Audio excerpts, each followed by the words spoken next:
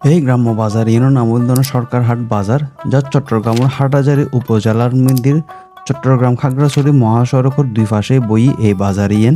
আর বাজারে বই সপ্তাহে 2 দিন, আর আজ রবিবার আর আজ আসেন বাজার বার। এই রাস্তার দুই পাশে প্রায় 1 কিলোমিটার জায়গা জুড়ে এই বাজারে ইয়েন বই।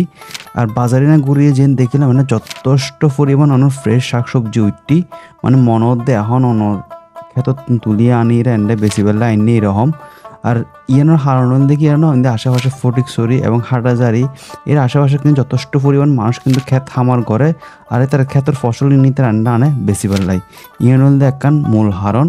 আর এই সরকার হাট বাজারে কিন্তু অনেক ঐতিহ্যবাহী অনেক পুরানো একখান বাজার। এই বাজারে যথেষ্ট পরিমাণ ঐতিহ্য এবং নাম ডাক আছে।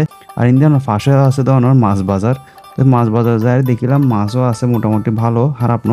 আর আমি যেহেতু গিয়ে একদম শেষ সময়ে, তো বহুত কিছু এনে মিস করে ফেলাই। ইনশাল্লাহ অন্য একদিন অনারে পরবর্তী ভিডিও মধ্যে ইন ডিটেলসে দেখাইম। এন্ড জিনিসের প্রাইস মোটামুটি হন যায়, এত বেশি রিজনেবল ন।